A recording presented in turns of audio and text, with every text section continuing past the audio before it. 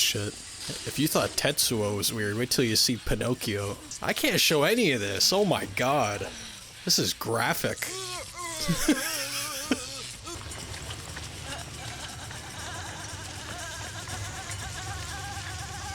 This fucking movie's crazy. You guys should have worn protection. Who knows what the fuck you got from each other? She lives in a sewer. He's a fucking sex android. But that visit to the doctor is gonna be... that's gonna be a long visit. Hello and welcome back to Strange World. Today's episode is about yet another unhinged Japanese cyberpunk flick. But this time it's directed by Shozin Fukui. From 1991, it's the underground cult hit 964 Pinocchio. But before we step down into the subterranean mindfuck, if you have any strange movies you want to recommend to me, whether it's horror, experimental, boundary pushing, weird shit, or anything in between, drop your recommendations below in the comments and maybe it'll end up an entry on this series one day. Or you could send it to me on Twitter. 964 Pinocchio is about a discarded and lobotomized sex cyborg and a homeless woman named Himiko who crosses paths with him. It's a love story. It's a romance.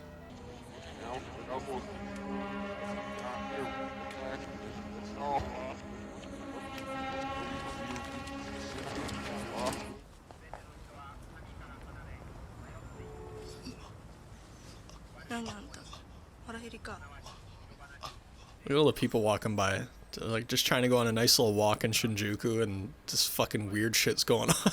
And while Pinocchio and Himiko are living out their new life together, Pinocchio's creator is actively trying to find him and bring him back to his laboratory. Earlier I said Himiko is homeless. I guess that's not technically true. You know those like piles of cords that guys tend to like amass over time, and they just collect cables and power cords and all this stuff. They don't really remember what it's for, but they don't want to throw it out either, you know? They usually keep it in like a garbage bag or like, you know, an old shoebox or a suitcase. Anyway, she lives in one of those, except it's deep beneath the streets of Tokyo in some concrete abyss. This would cost like $2,000 a month rent nowadays. Their connection blossoms as Himiko attempts to teach Pinocchio how to speak. It's real cute shit here.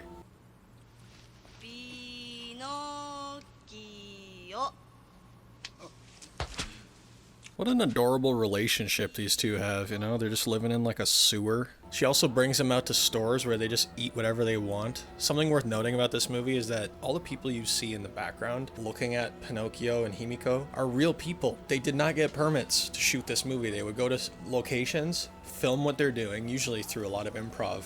And people are in the background like, what the fuck is going on? What is that? What's going on over there? You know, as the movie goes on, it gets more and more absurd.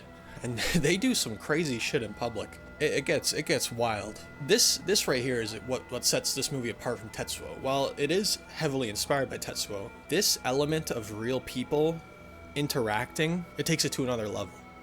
Another director who does this, but in very different genres, is Matt Johnson, director of The Dirties, Nirvana the Band, The Show. Very talented director. Shouts out Matt Johnson.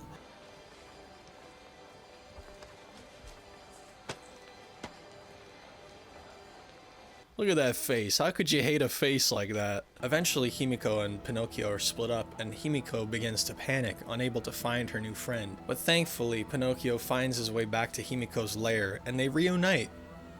With some tongue kissing. Oh, I don't know if I can show that. And from here on out, the movie goes flying down into a deranged and horrific spiral. For acts 2 and 3, you are never again given a moment of stability or normality. Not that the first act had much of that anyways. What the fuck is that? Like, skin? Oh yeah, this is the part of the movie where he turns into mustard and ketchup man.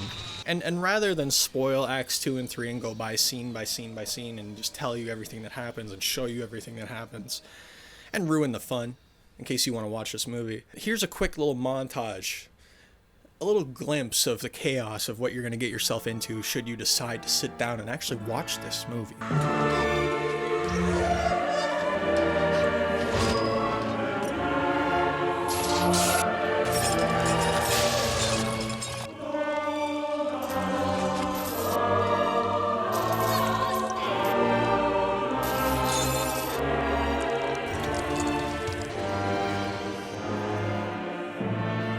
So, you know, most people when they think of movies, they think of like Avengers or, you know, Spider-Man or like big movies like Star Wars or Indiana Jones. Meanwhile, I'm just watching shit like this for some reason. I don't know what it is. I really like this kind of stuff.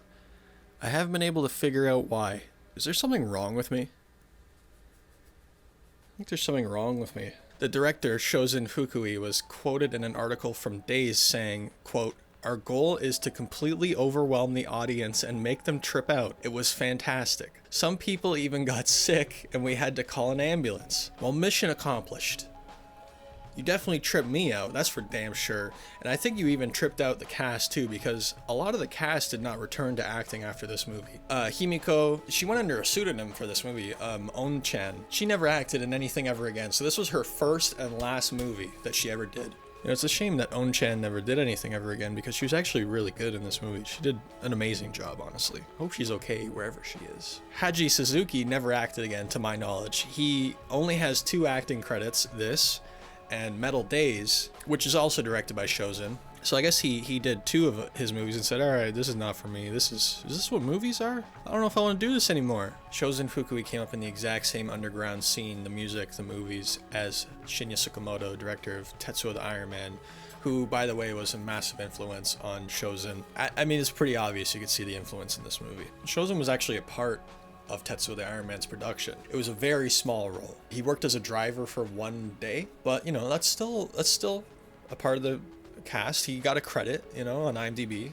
I can't find a single instance of Shinya and Shozin hanging out after Tetsuo, or like reuniting or connecting or collaborating ever again. Tetsuo's inspiration on Shozin is very clear in Pinocchio and his other movies like Rubber's Lover, but Shozin also said that he drew major influence from Gakuryu Ishii, director of Burst City, even calling him his idol. Shozin also said in the article from Dazed, quote, "I studied the making of Sam Raimi's Evil Dead. I was inspired by how they built their own shaky cam rigs because they couldn't afford a steady cam." You can definitely see that influence in Pinocchio, the way that they move through the city. It's very reminiscent of Evil Dead. Another thing Shozin did in this movie is he used a lot of like smoke bombs to add atmosphere to the scenes, which they didn't really know how to use them fully or perfectly. So oftentimes they would be like setting off alarms and smoking the set out, and like the actors just had to like leave the set. They also got in trouble a few times while making this movie because they were making a lot of noise. There's a lot of screaming in this movie. They do it in public. They also even do it at nighttime sometimes, and they pissed off a lot of people. Sometimes you gotta be a little bit annoying, I guess, to make the thing you want to make. That's just a part of it. See, this is a major thing that I love about the underground scene, whether it's movies, music. It's the creativity that is born within the limitations. Big budget Hollywood blockbusters never have to worry about getting a crane or a dolly. Meanwhile, Shozin had this makeshift dolly that he made out of an old wheelchair. It may be more stressful and time consuming to do that sort of thing, but it is much more honorable when someone on the fringes of an artistic medium pulls through with homemade solutions. Hollywood could never make something this bizarre and daring, never. It doesn't matter their budget, doesn't matter how, their crew, all the gear that they have, they could never ever replicate this sort of thing ever. It's too risky. It's too risky. It's all about money. And this is why the underground is so important, whether it's music or movies. It's where the artists can have the actual freedom to carry out their vision without the concerns of higher-ups trying to get their money back. Unfortunately, the film industry, the music industry is more about profit than creating great works of art. And that mindset is even seeping over into consumers' perspectives for some reason. My movie made more money at box office. My movie better then. That means my movie better. Marvel movies best because most money made. My musician sold more records. That means that they're better. Are you a fucking shareholder or are you a fan? What are you? You have a poisonous parasite living in your brain. You gotta get that out of there. It's not good. Anyway, I hope you enjoyed this episode of Strange World Cinema. If you liked the video, please leave a like, comment, subscribe if you haven't. It really helps the channel out in a great way. I really appreciate the feedback on episode 1. I was not expecting that. I thought that I wasn't going to get anything because I've built this channel fully around music, and to make something about movies for the first time ever, it was I was worried. I was a little worried. But the feedback's been great. I really appreciate the recommendations I've been getting. I've been getting some crazy recommendations, stuff I've never heard of. I don't know how you guys find this stuff. I also have a post on Twitter pinned to my page if you want to drop the recommendation there instead. Been getting some good stuff over there as well. Thanks so much for watching. Thanks for hanging out in this strange world with me. And I'll see you on the next one. Hopefully.